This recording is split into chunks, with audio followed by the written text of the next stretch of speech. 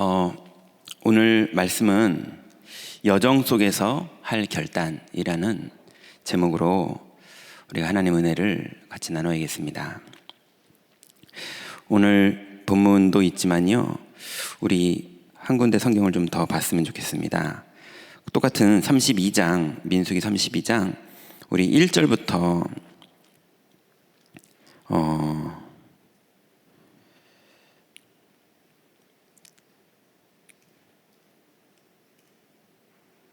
7절까지만,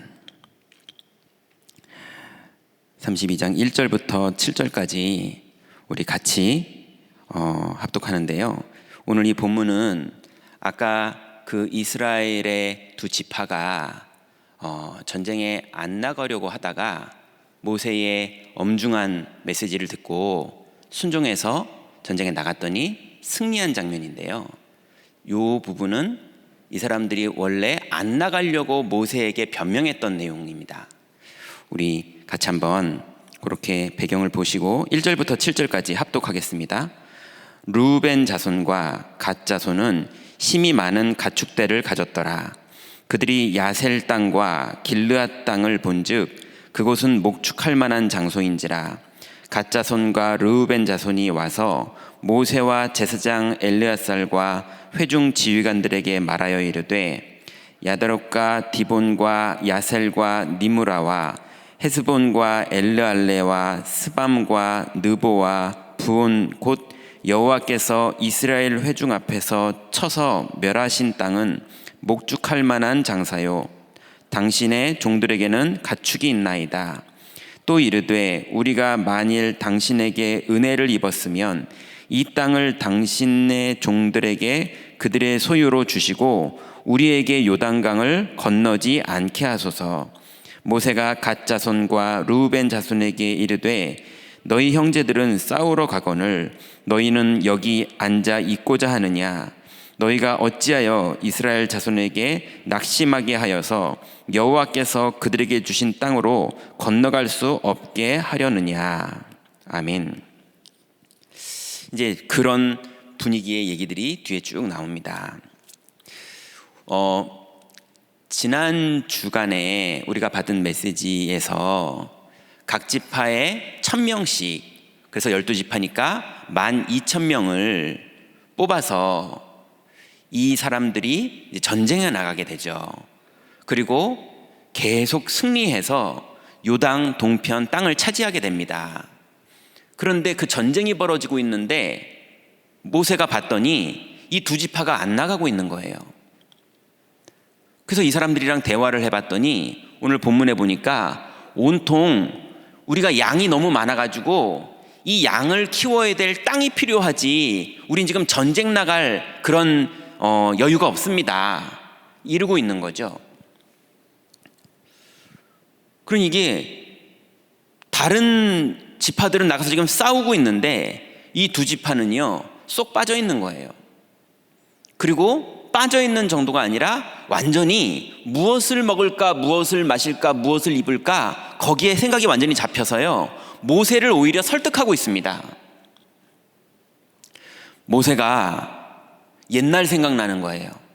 가데스 바냐에서 이 지파들의 조상들이 무슨 말을 하고 어떻게 온 백성을 통곡시키고 그래서 얼마나 멸망받았는지 그 땅을 정탐했던 사람들이 10명의 정탐꾼이 그랬는데 지금은 1000명을 세워놨는데, 그 지파에서 1000명, 이 지파에서 1000명 세워놨는데 이 사람들이 다 이루고 있는 거예요. 그래서 모세가 엄중하게 경고하고 나가서 싸우라고 말합니다. 다행히 하나님 은혜로 이 사람들이 말씀을 받고 나가서 싸워서 승리하고 하나님은 그 은혜로 땅도 차지하게 하십니다. 그리고 자기의 후손들이 있을 울타리도 짓게 하십니다. 여러분, 오늘 이 본문 속에서 오늘 우리 임마누엘 교회에 하나님이 주시는 정확한 시간표와 내가 붙잡아야 될 응답을 찾아야겠습니다.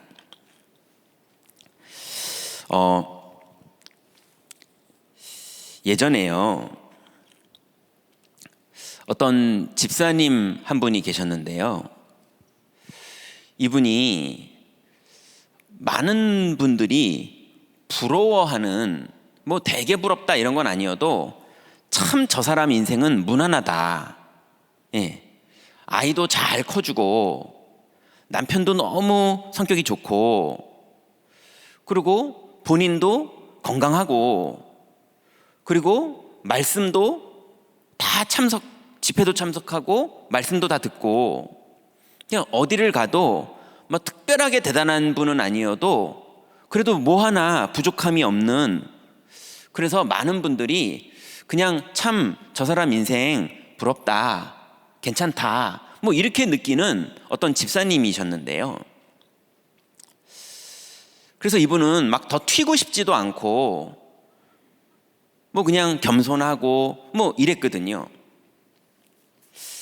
그런데 남들이 볼 때는 괜찮은 집인데요, 자꾸 조용하게 집안에서는 아이가, 우리 랩런트가 이게 잘하잖아요. 근데 갈등이 자꾸 일어나는 거예요.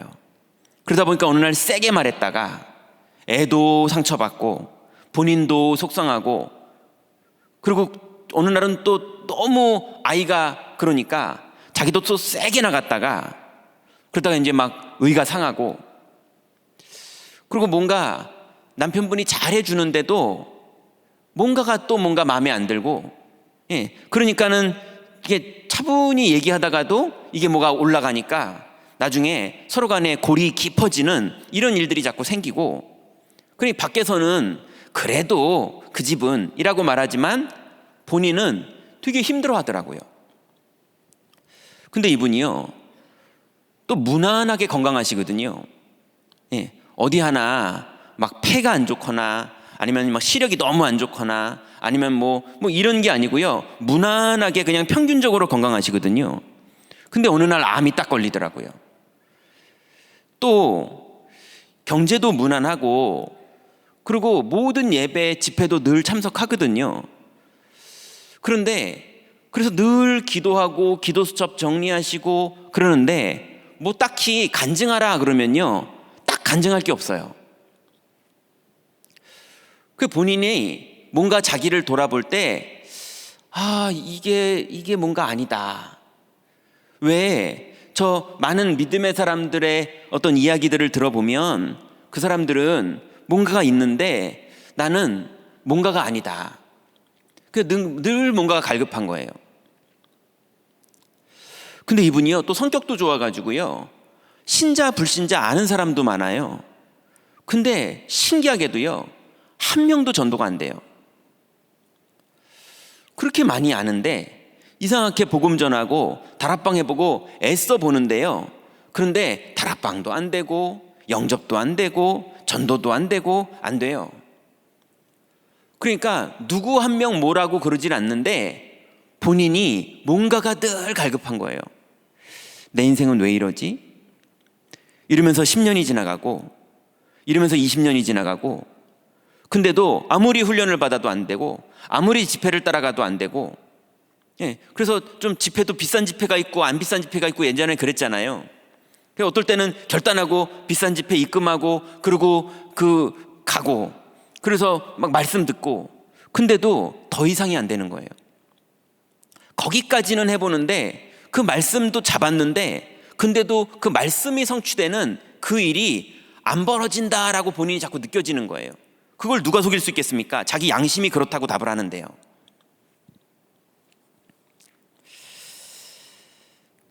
이분이 어느 날 누구에게도 말 못하고 고민하다가요, 누구에게도 말 안 하고 혼자 결단했어요. 손가락 까딱도 뭘 한 게 아니고 그냥 혼자 하나님 앞에서 결단했어요. 그 구역에 구역 예배를 모여도, 집회도 참석했는데 뭐 구역 예배도 늘 모였거든요. 그리고 지교회 모임도 다 참석했거든요. 그리고 할 만큼 다 막 카톡으로 돌리는 것도 해보고, 그 다음에 말씀 암송도 해보고, 예, 오직 그리스도라고 그래서 오직 그리스도 막 이러면서 사람 만나면 오직 그리스도 이렇게 얘기도 하고 다니고 막 뭔가를 하시더라고요. 근데 이분이 안 되니까요, 나중에 들은 얘기죠. 결단할 때는 아무도 몰랐거든요. 자기 혼자 뭔가 하나님 앞에서 방법도 모르겠고 아무것도 모르겠는데 그냥 결단한 거예요. 그래서 지교회가 끝나면 다 집에 가는데 이분 혼자 현장을 간 거예요. 그런데 이분이 그러시더라고요. 나한테 현장이 어디지?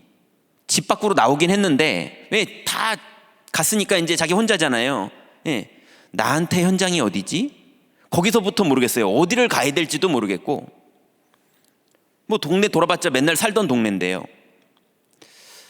그래서 어디를 가야 될지도 모르겠고 뭘 해야 될지도 모르겠는데 일단 내가 이렇게 계속 내 인생이 가면 안 되겠다 싶어서 그냥 나온 거예요. 그리고 그냥 모르겠어서 하나님 모르겠어요 하면서 동네를 돌았어요.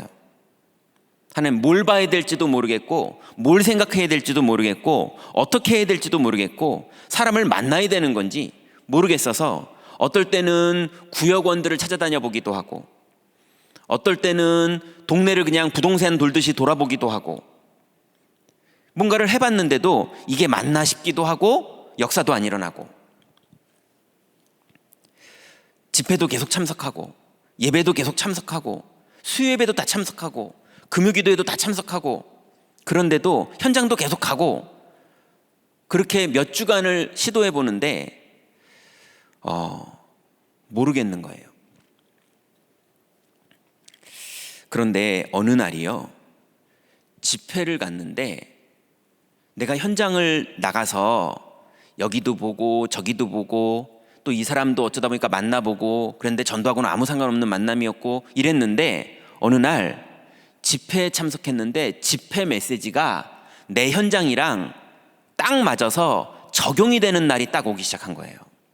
아, 이게 이 말이구나 하고서 메시지가 현장의 해석으로 들리기 시작하는 그게 이분한테 시작이 된 거예요. 그러니까 너무 기쁘더래요. 그러니까 그 주간에 그 현장을 빨리 가서 한번 다시 보고 싶더래요. 그래서 갔는데 역사는 안 일어나더랍니다. 그런데도 메시지가 들린 그 체험이 너무 좋고 그래서 그 말씀을 붙잡고 뭐 기억하지 않으려고 해도 그게 딱 각인돼 버렸고요.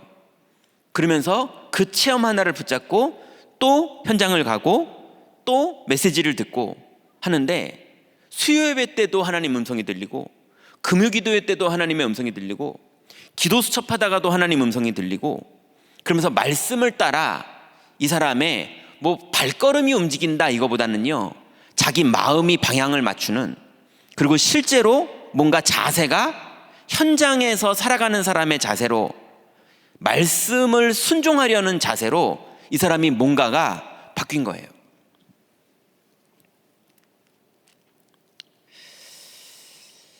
그러면서도 계속 현장을 나갔습니다. 어느 날 하나님이 예비해 놓은 사람이죠. 그거를 꾸준히 보고 있던 아무한테도 그 얘기를 안 했는데 꾸준히 보고 있던 지교회에 늘 참석하던 사람 한 명이요.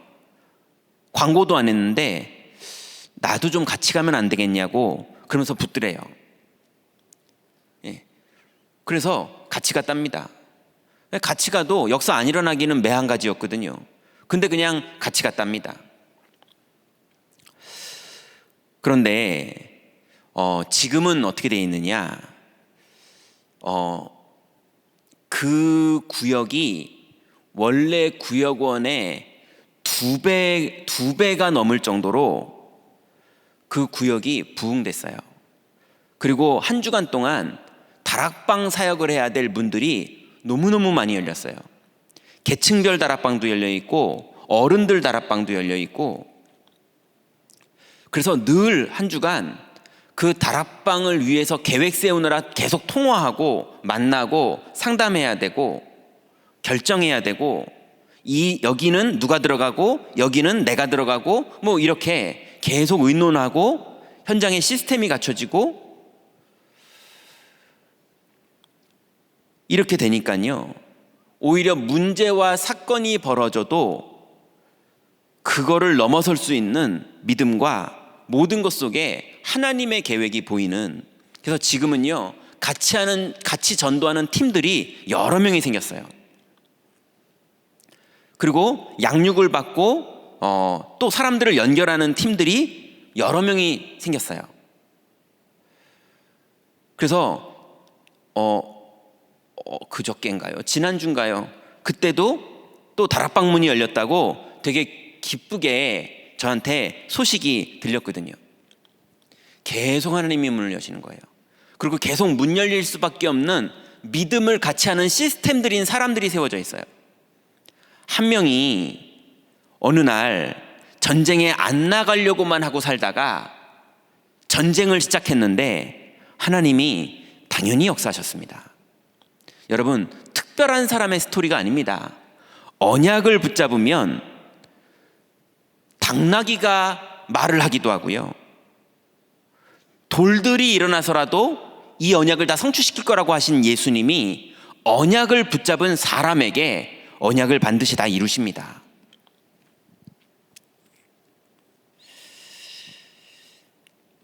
여러분, 혹시 우리가 다락방을 처음 접했을 때 그때의 충격들을 다 기억하십니까?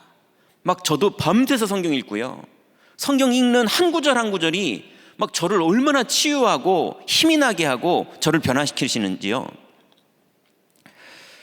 그래서 하나님의 은혜로 여러분 막 복음 전하고, 그래서 사람들이 영접하고 그랬던 적들이 다 있지 않으십니까? 그래서 그 전도한 사람이 우리 교회에 등록하고, 지금 여러분이 전도한 사람들이 여러분 주변에 또 우리 교회에 남아있는 분들도 많이 있지 않습니까? 제가 영접시키고 전도한 분이 우리 교회 권사님이 되고 지금 지교회 사역자로 계시는데요, 저는 그분만 뵐 때마다 너무 기쁘고요, 제가 복음 전한 분이 저희 교회 장로님이 되게 계시는데요, 그분을 볼 때마다 너무 마음이 하나님 앞에 감사하고요. 여러분도 그런 시간들이 다 있으셨잖아요. 그런데 오늘 이 두 지파가 그렇게 많은 사람들이 불신앙을 하고 모세를 대적하고 문제를 일으키고 땅이 꺼져서 죽고 불이 일어나서 죽고 많은 일들이 벌어져서 불뱀에 물려 죽고, 이런 것들을 통과하면서 불신앙의 사람들이 어떻게 됐는지, 믿음의 사람들이 어떤 응답을 받았는지를 다 보면서 왔기 때문에 전쟁에 나아갈 만한 자로 뽑힌 사람인데도 불구하고 싸움이 벌어지는데 안 나가는 겁니다. 여러분, 혹시 교회가 뭐 하자 이럴 때 우리 같이 흥분하면서 힘내서 하자 이러자는 얘기가 아닙니다. 여러분 안에서, 여러분의 가슴 속에서, 여러분의 뇌 속에서, 여러분의 상태 속에서 지금 전쟁을 하고 계십니까?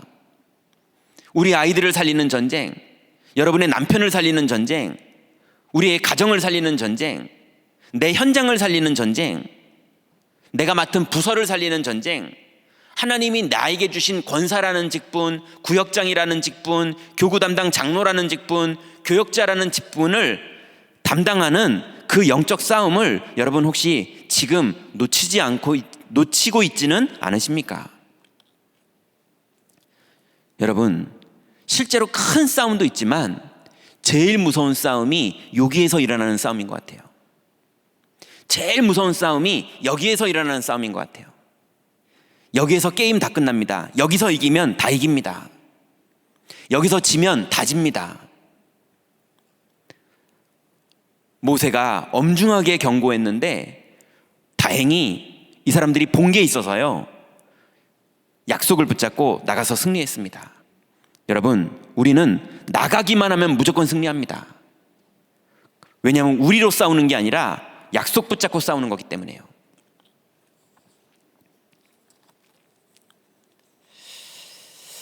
그래서 오늘 말씀 제목이요, 우리의 인생 여정, 또 임마누엘 교회의 여정, 이 여정 속에서 우리가 해야 될 결단이 있습니다.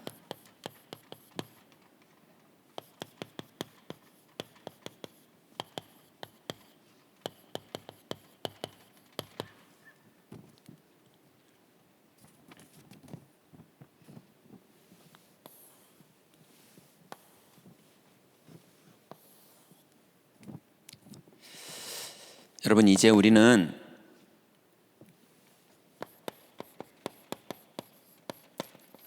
우리의 과거에서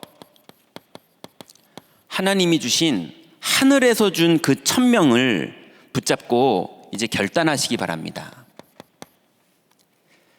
바울은 내가 사는 것이 아니라 내 안에 그리스도로 산다고 말했습니다. 그리고 내게 유익하던 것을 그리스도를 위하여 다 해로 여긴다고 말했습니다. 그래서 해로 여기다 보니까 모든 것을 잃어버리고 그리스도를 얻었다고 말하고 있습니다. 그래서 오히려 내가 가진 의는 율법으로 난 것이 아니요. 왜냐하면 바울은요, 여러분, 율법으로 이스라엘에서 아주 유명했던 사람입니다. 그게 바울의 의였고, 모든 사람이 바울을 존경하는 이유가 율법에서 완전한 자라고 많은 사람들은 바울을 그렇게 생각하고 있었거든요. 근데 바울이 말하기를 내가 가진 의는 율법에서 난 것이 아니요 오직 그리스도를 믿음으로 말미암은 것이니 곧 믿음으로 말미암아 하나님께로부터 난 의라. 여러분, 오늘 하나님이 준 천명을 믿고 집중할 때 하나님이 여러분을 의롭다고 여기십니다. 의롭다고 여기시는 분에게 하시는 하나님의 역사와 보좌의 축복이 우리 현장에 누려지는 겁니다. 그러면 우리가요, 좀 돌아보죠. 여러분 기억나십니까? 구원받기 전. 여러분 구원받기 전에 어떠셨습니까? 여러분 복음을 받기 전에 어떠셨습니까? 여러분 하나님 자녀가 되기 전에 여러분 과거 생각나십니까? 저는요 완전히 제정신 아니었거든요. 여러분 말하면 다 깔깔깔 웃으실 겁니다. 예, 심각했거든요. 그러니 그때 우리의 상태가 어땠습니까? 여러분 내가 지은 죄 정도가 아니라 아예 철저하게 버림받은 원죄 가운데 우리가 태어났습니다. 원수된 자로 아예 태어났어요. 그래서 기억나십니까? 우리가 완전히 사탄의 종이었잖아요. 여러분 종류별로 시달리던 종류들 여기 있는 분들만 모아도요 진짜 엄청난 책이 나올걸요. 우리 옛날에 시달리던 것만 써도요. 저는 분명히 그대로 구원 못 받고 살았으면요 지금이 아니고요 벌써 예전에 정신병원에 딱 들어가 있을 딱 그 수준이었거든요. 그리고 혹시 안 들어갔으면 그 정신병 가지고 우리 가족들을 엄청 괴롭히고 어렵게 만들고 그러면서도 내 주장만 막 하면서 가족들 괴롭히는 그런 부모고 그런 남편이었을 거거든요. 완전히 시달리고 있었습니다. 여러분 혹시 안 그러셨습니까? 그게 시달리기만 했습니까? 너무너무 인생이 안 돼가지고요 너무너무 짜증나고 화나고 허무하고 어렵고 낙심되고 희망 없고 그랬거든요. 그런데 몰랐죠. 지옥 권세가 모든 사람도 덮고 있는데 나를 완전히 노리고 덮고 있었다는 걸 저는 몰랐습니다. 여러분 예전에 여러분 힘들 때 다 기억나시잖아요. 글로 돌아가시면 어떻게 사시겠습니까? 근데 다행히요 돌아가실 수도 없습니다. 이제 그걸 은혜라고 그러죠.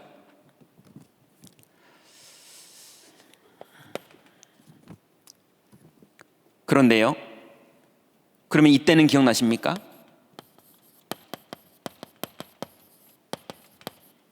구원받은 후 여러분 우리가 구원을 받았거든요.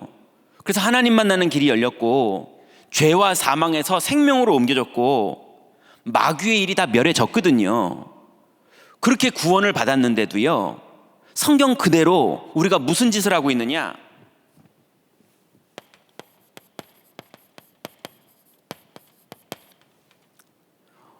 온통 우리의 뇌가 하나님 떠나 살던 그 습관이 그대로 남아있어 가지고요 하나님을 의지하지 않아요. 하나님을 믿지 않아요.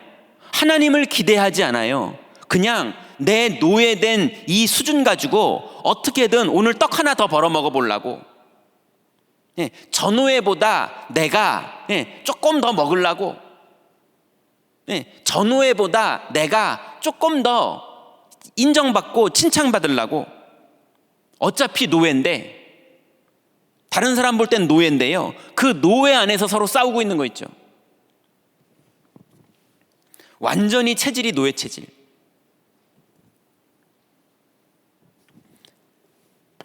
그러니 이 노예 체질 그대로요, 광야에 나와서요, 광야 체질. 그러니 얼마나 노예 습관 그대로 광야로 나왔는가. 여러분, 하나님이 만나를 내려주면요, 새벽에 이슬처럼 만나가 집 앞에 쫙 깔려 있었거든요.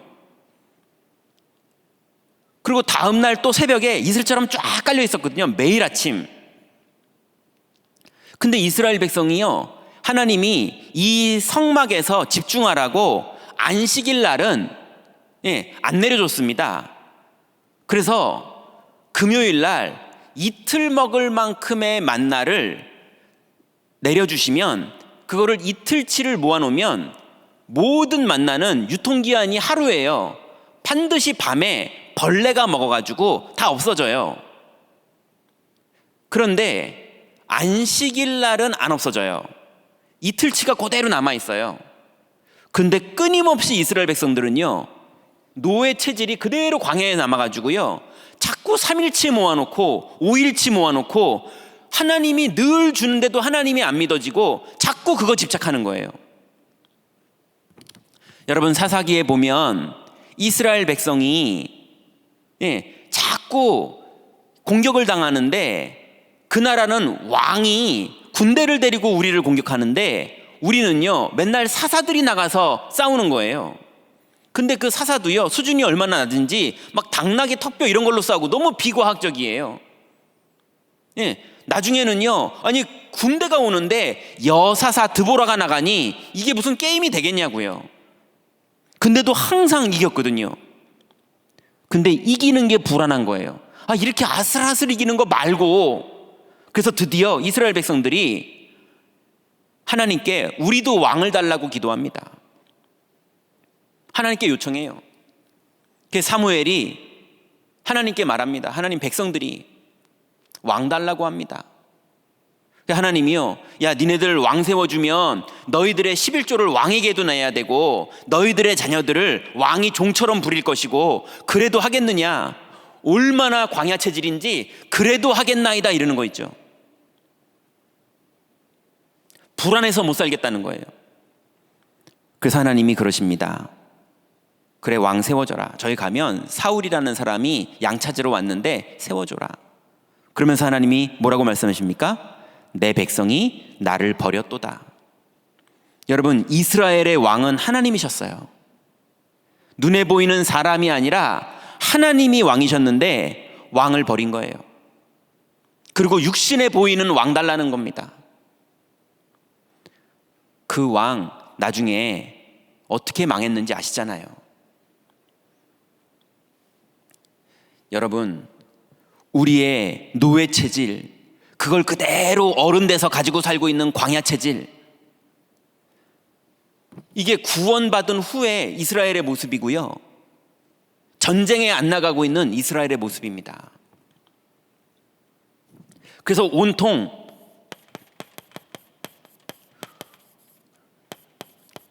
의식주 체질. 그러니 이게 빤하니까요, 예수님이 제자들을 처음 만나서 처음으로 산에 불러서 제자들에게 기도를 가르치실 때 무엇을 먹을까, 무엇을 마실까, 무엇을 입을까 염려하지 말라. 그건 이방인들이 구하는 것이요. 예수님이 처음 만났는데 그 메시지가 첫 메시지라니까요. 처음 만난 집회에서 예수님 하신 메시지가 겪어보지도 않았는데 다 알고 계세요. 무엇을 먹을까, 무엇을 마실까, 무엇을 입을까 염려하지 말라. 그건 이방인들이 구하는 것이요. 너희는 먼저 그의 나라와 그 의를 구하라. 그럼 이 모든 것을 너희에게 더하시리라. 여러분, 구원받았는데 여기에 얽매이는, 여기에서 여러분 결단하시고 빠져나오시기 바랍니다. 그런데 우리가 빠져나오려고 그럼 오늘부터 빠져나가야지 이래서 빠져나와지면 참 감사하죠. 그게 안 되지 않습니까? 우리 많이 도전해 본 거 아닙니까? 안 돼서 지금 우리가 이렇게 모여 있는 거 아닙니까? 근데 되는 방법이 있습니다. 성경에는 안 되는 걸 우리한테 시킨 게 아닙니다. 이제 우리가 뭐 해야 되느냐?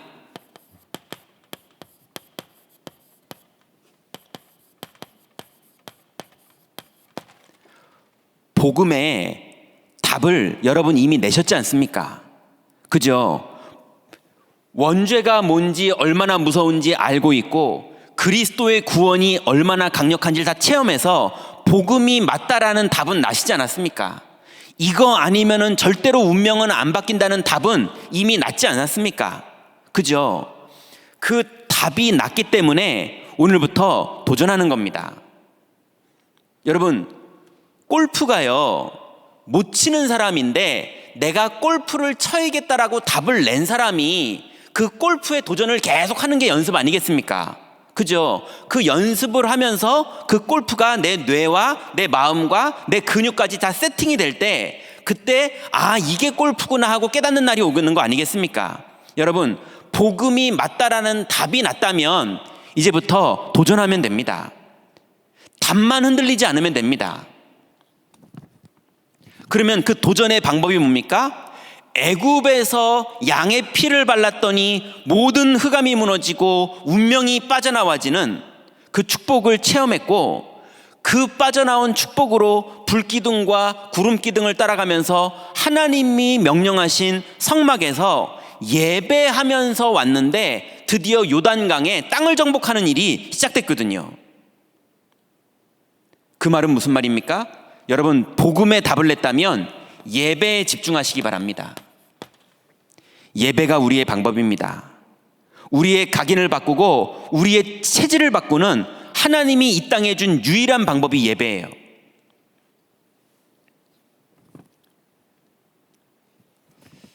그리고 그 예배의 축복을 여러분의 장막으로 옮겨서 누리는 게 정식기도예요.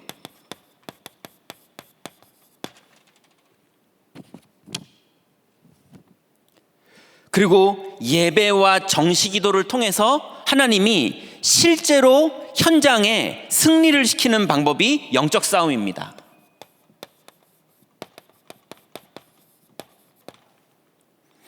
여러분, 정식기도 하면서 예배하면서 여러분 실제로 여러분의 현장에서 영적 싸움을 싸우시기 바랍니다. 여러분, 아까 골프 얘기로 치자면 골프를 하기로 답을 냈다면 실제로 연습장을 가던, 제가 골프를 몰라서 모르겠지만 어디든 가서 골프를 연습을 해야지 그 답이 나는 거 아니겠습니까? 반드시 예배하고 그 예배 때 받은 말씀을 정시로 기도하면서 여러분의 현장에서 그 부분에 갈등이 되고 문제가 되고 창세기 3장에 나타나는 그 자리에서 여러분이 믿음의 고백을 하면서 영적 싸움을 싸울 때 그 현장의 영적 세계는 바뀔 것이고 거기에 하나님 나라가 이루어지고 하늘 군대가 동원돼서 하나님의 뜻을 반드시 이룹니다. 이 비밀이 우리의 천명입니다. 이 땅에서 이거를 할 수 있는 사람은 우리밖에 없어요. 여러분, 이 축복에 집중하시기 바랍니다. 그러면 두 번째는요,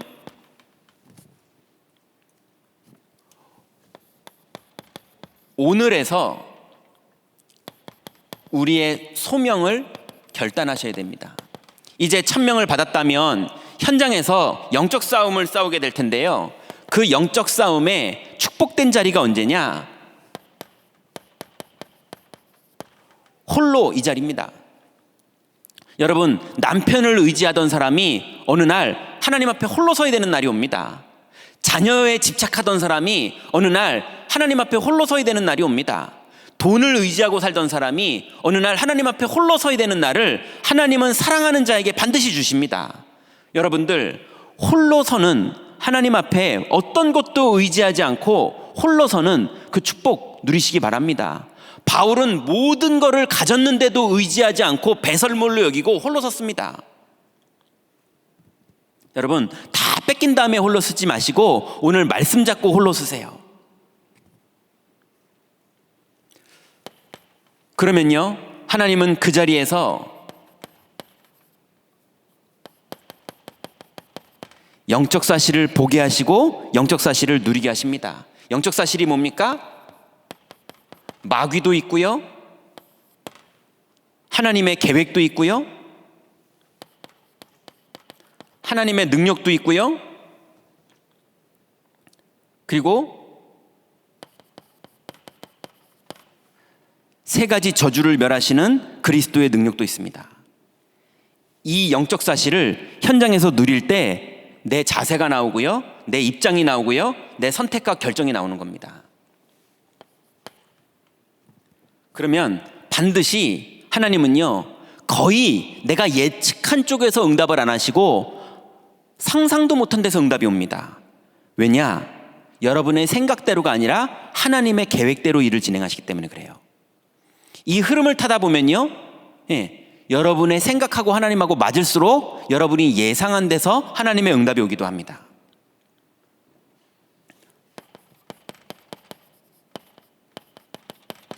반대쪽에서 응답.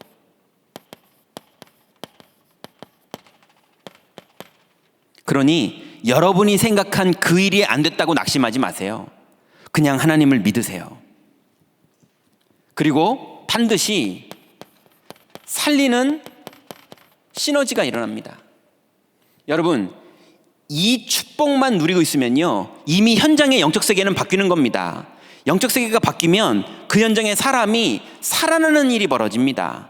아까 한 명이 결단했는데 팀이 구성되고, 그 팀이 구성됐는데 많은 문들이 열리고, 그 많은 문들이 열리는 걸 보니까 또 사명자가 거기 붙어서 더 팀이 많이 구성되고, 그러면서 그 지역에 더 하나님이 많은 사람들을 붙이는 것처럼 살리는 걸로 시너지가 일어납니다. 여러분, 깡패 집단은 때리고 죽이는 걸로 시너지가 일어나겠죠. 나도 같이 하자 이러면서요.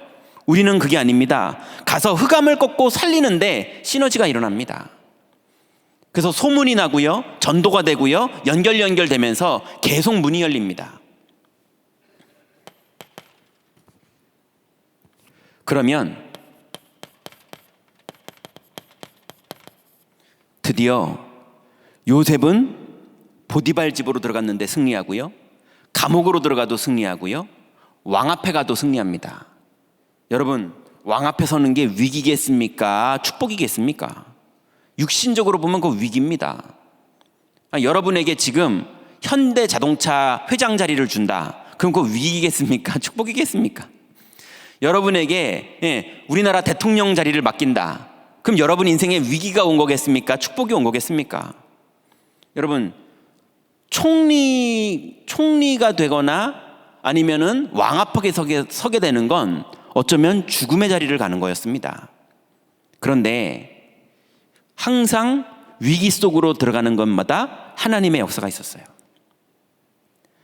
복음 가지면 당연한 일입니다. 여섯 번째는요, 당연히 언약 붙잡은 사람은 경쟁하지 않고 이기고요, 당연히 여러분의 가정이, 여러분의 인생이, 여러분의 만남이, 여러분의 자녀가 원래 의도대로가 아니라 재창조되어서 하나님의 뜻이 이루어지는 중요한 다락방이 되기도 하고, 팀이 되기도 하고, 미션홈이 되기도 하고, 여러분의 직업이 하나님의 중요한 전도의 문이 되기도 하는 하나님의 재창조의 역사가 반드시 일어납니다.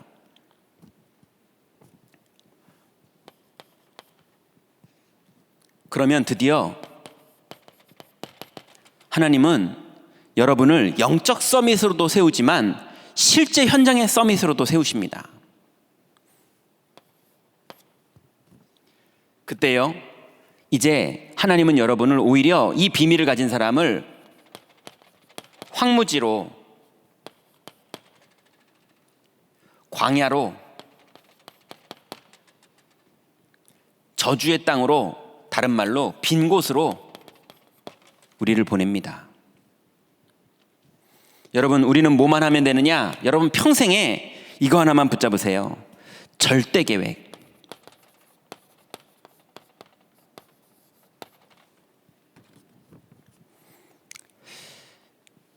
세상에 많은 사람들은요, 일을 스텝 바이 스텝으로 한 단계를 하고 그 다음에 그 다음 단계를 이루고 그 다음 단계를 이루고 그 다음 단계로 이루어서 끝내는 성공한다, 이렇게 성공하는 줄 압니다.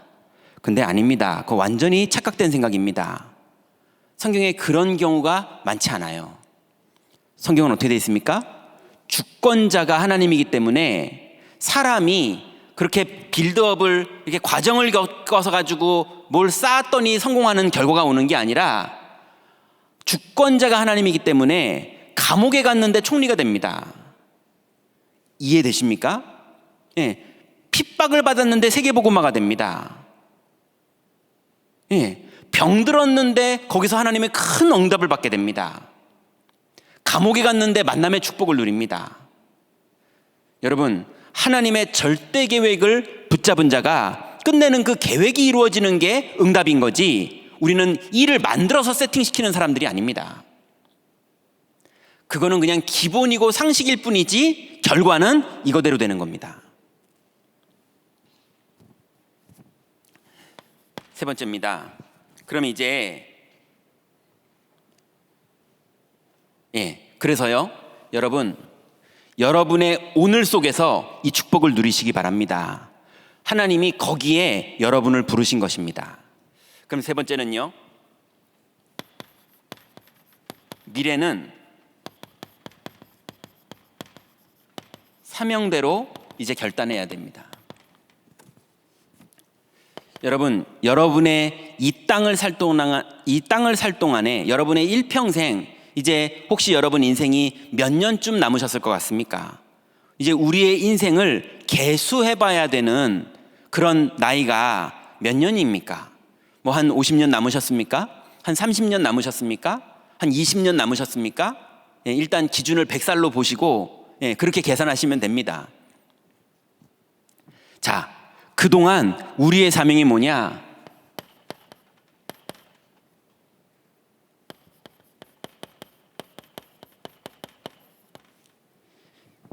여기에 답을 낸 사람들이 너무 소수예요. 이거를 잘 누린다 이거 수준이 아니고요. 여기 얘기처럼 복음에 답을 낸 사람, 내가 아직 그걸 누리냐 못 누리냐는 나중 얘기고 이것밖에 없다라고 답 내린 사람, 이 사람들이 너무 소수입니다. 여러분이 이 복음의 파수꾼입니다. 여러분 평생 오직 예수 그리스도가 성경에는 기록되어 있습니다. 이거를 가슴에 기록하고 누리는 사람이 이 땅에 없습니다. 여러분 오직 예수 그리스도의 파수꾼 되시기 바랍니다. 그 상태를 가진 증인 되시기 바랍니다. 이게 우리의 사명이에요. 이게 우리의 미래입니다. 그래서 이 비밀을 오직 예배와 하나님께서 주신 언약, 하나님의 약속, 그리고 예배, 여기에 집중하시고 매주 말씀을 따라가시기 바랍니다. 매주 예배를 따라가시기 바랍니다. 그걸로 일평생을 살았는데 우리 인생이 어떻게 보좌의 축복을 누리다가 하나님 나라 가는지 거기에 증인 되시기 바랍니다. 세 번째는요, 그래서 우리의 방향은 오직 세계복음화입니다.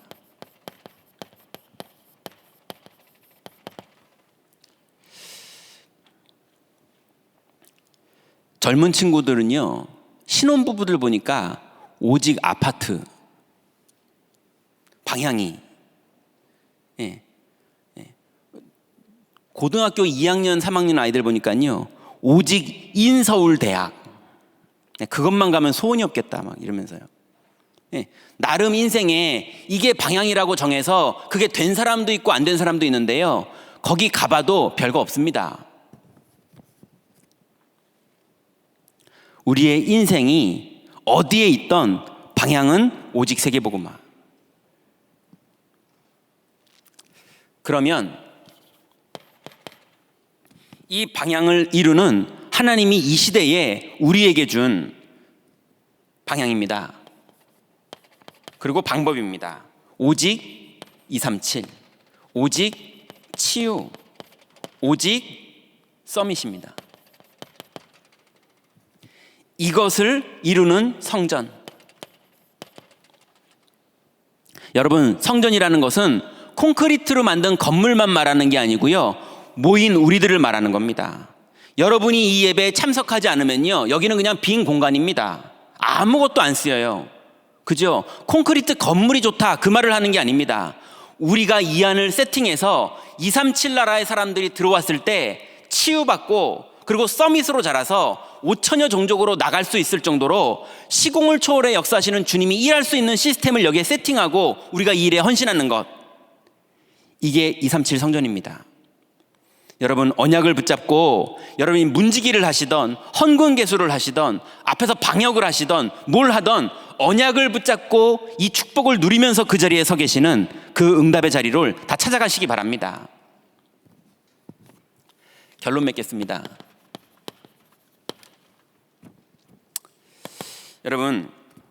여러분께 부탁드리겠습니다. 이제 여러분 이 하나님의 약속이 맞다는 답이 나셨다면 이 현장 가셔서요,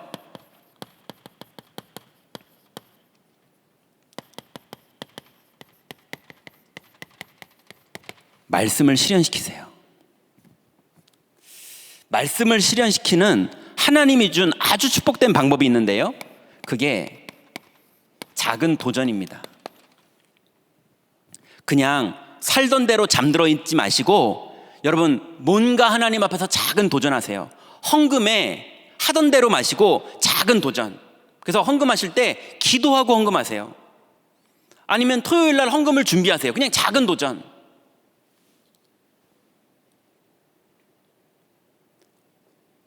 주일학교 선생님 하시는 분들 그냥 막 바쁘게 일하지 마시고요, 작은 도전. 아이한테 토요일 날쯤 한번 전화 한번 해보세요.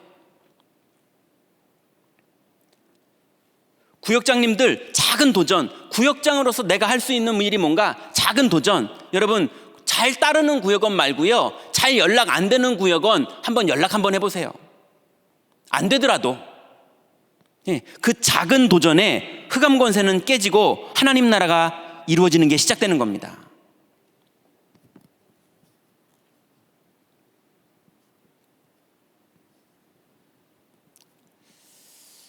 출애굽기 14장 15절부터 보면요, 여러분 잘 아시는 구절이죠. 뒤에는 애국 군대가 쫓아오고 모세가 백성들 앞에서요, 오늘 너희가 본 애굽 사람들을 다시는 보지 못할 것이라고 믿음의 고백을 딱 했거든요. 근데요, 하나님이 그렇게 믿음의 고백 딱 한 모세를 혼냅니다. 뭐 혼낸다는 말은 좀 안 맞죠. 그냥 기뻐하시지만 그래도 한마디 하십니다.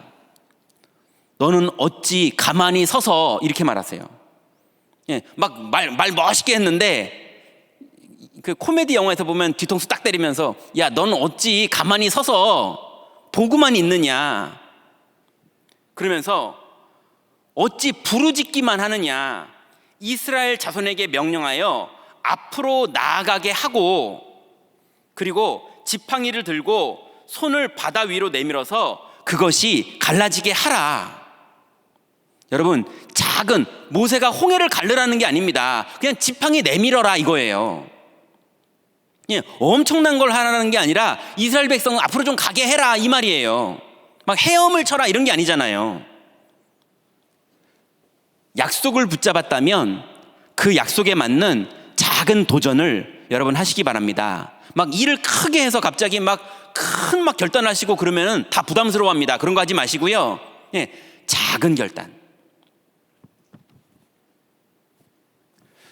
두 번째는요, 여러분, 하나님의 일을 소중히 여기라. 여러분, 하나님이 여러분에게 맡기신 일이 있습니다. 여러분 혹시 구역장을 하고 계십니까? 그거 교구 목사님이 준 겁니까? 하나님이 준 겁니까?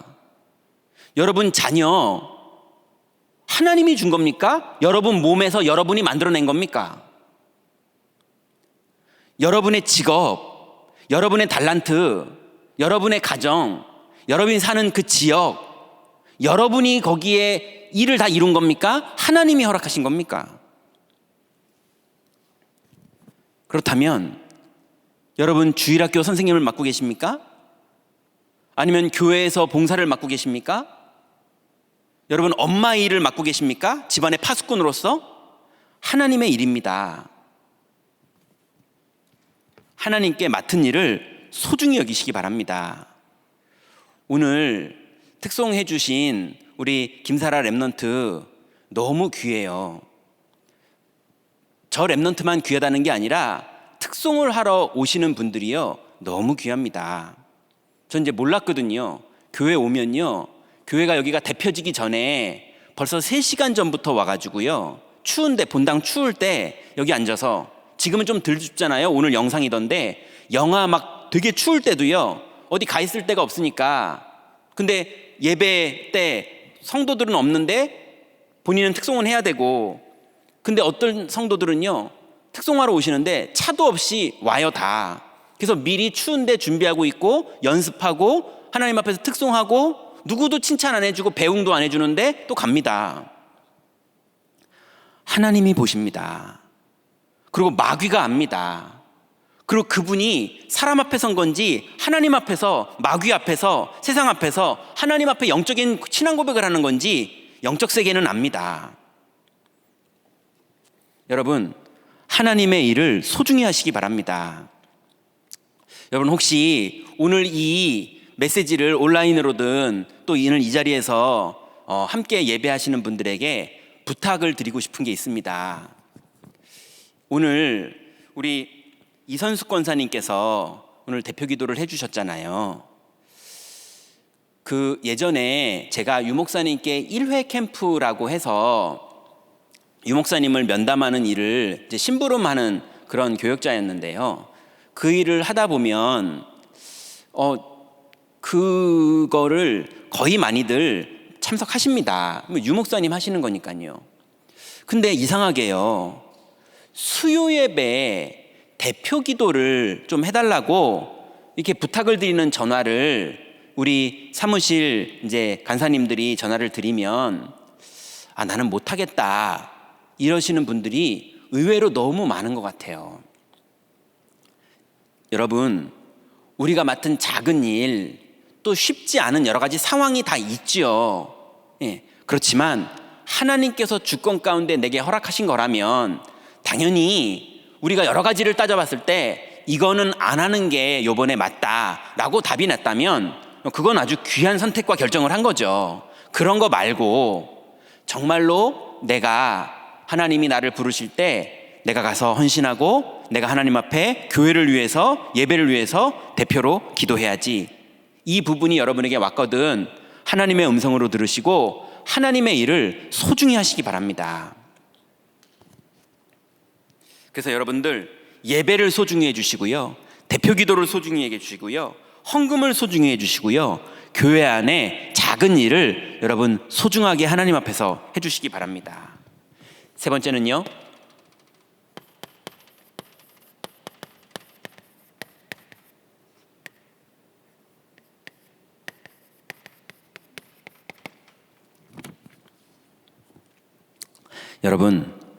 여러분이 자녀를 위해서 기도할 때 성령이 거기 역사하십니다. 믿으십니까? 이 기도의 능력 믿으시기 바랍니다. 너희가 악할지라도 자녀에게 좋은 것을 줄 줄 알거든 하물며 천부께서 구하는 자에게 성령을 주시지 않겠느냐 그러셨어요. 여러분 1초라도 구하면 성령이 임하십니다. 그 주님의 약속입니다. 여러분 자녀를 위해서 기도하면 시공을 초월해서 하나님의 성령이 역사하십니다. 여러분 구역원들을 위해서 기도하면 시공을 초월해서 하나님이 역사하십니다. 여러분 남편의 직장을 놓고 기도하면 시공을 초월해서 역사하십니다. 여러분 선교사님들을 놓고 기도하면 하나님 역사하십니다. 여러분 이 기도의 축복을 많이 사용하시는 여러분들 되시기 바랍니다. 아니 좀 육신적인 말로요, 은행에 있는 돈 마음껏 가져가라 그러면 여러분들 한 장만 가져가지 이렇게 가겠습니까? 막 가져가지요. 아니 기도하면 성령이 임하시는 축복을 우리에게 줬는데 여러분 이거를 오늘 한 번만 쓰고 말아야지 이러십니까? 또 쓰고 또 쓰고 또 쓰고 또 쓰고 그러시기 바랍니다.